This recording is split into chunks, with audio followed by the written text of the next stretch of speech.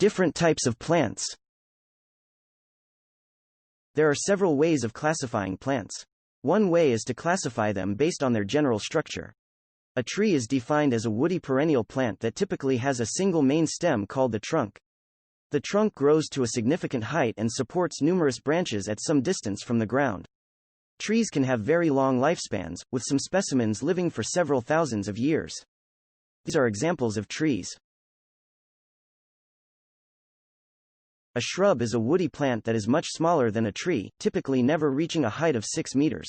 It lacks a primary stem or trunk and instead has many permanent stems arising from or branching near the ground. Shrubs are intermediate in size and form between trees and herbs. The term bush is often used to refer to a small, low shrub that is less than 2 meters tall. These are examples of shrubs. A herb is a flowering plant whose stem does not produce persistent woody tissue.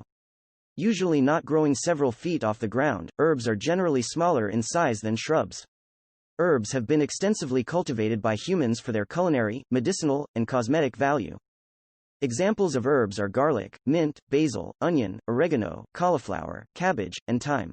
A plant with weak stems that are not capable of supporting its growth is a vine. Vines cannot stay upright, so they need to climb sticks and walls or crawl on the ground in order to grow and propagate. Vines that climb for support are called climbers, while vines that crawl on the ground are called creepers. Most vines exhibit adaptations that enable them to anchor themselves onto a solid surface for support. For example, many vines grow tendrils, which are curled structures that can twirl around objects. Some vines also develop thorns on their ventral side, which allow them to cling onto rocks and other objects with uneven textures.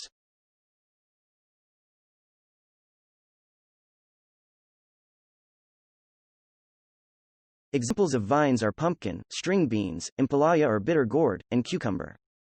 Aquatic plants are plants that grow partly or wholly in water, whether rooted in the mud or floating freely on the water's surface. They are also referred to as hydrophytes. Aquatic plants have special adaptations for living in water habitats. For example, their stems are very supple and bend easily with flowing water. Many aquatic plants also have leaves with a thick waxy coating to prevent the accumulation of water. Examples of aquatic plants are water hyacinth, water lily, kabamba, and water lotus. Flowering and non-flowering plants. Another way to classify plants is whether they are flowering or non-flowering. Flowering plants, as their name implies, are plants that bear flowers. Flowering plants have a special name, they are called angiosperms. Here are some examples of flowering plants. Non-flowering plants are those that, well, don't bear flowers. Non-flowering plants that produce seeds are called gymnosperms. Unlike the seeds of angiosperms, the seeds of gymnosperms are not enclosed in an ovary. Conifers, cycads, and ginkgo trees are examples of gymnosperms. Not all non-flowering plants are gymnosperms.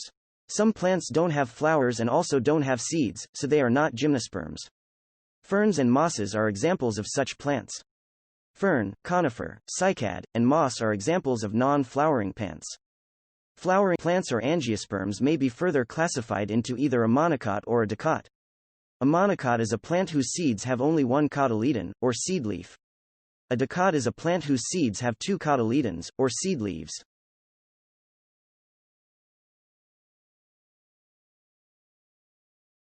Vascular and non-vascular plants. Plants may also be classified as either vascular or non-vascular. Vascular plants are those that have tissues that, just like small tubes, can carry water, minerals, and food through them. Such tissues are called vascular tissues. Vascular tissues that carry water and minerals from the roots are called xylem, while vascular tissues that carry food from the leaves are called phloem.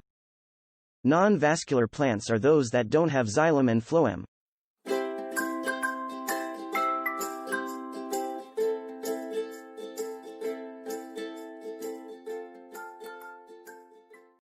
Subscribe to K Plus now. Contact us at 02-7759-4144 and 091781277757. Thank you for watching.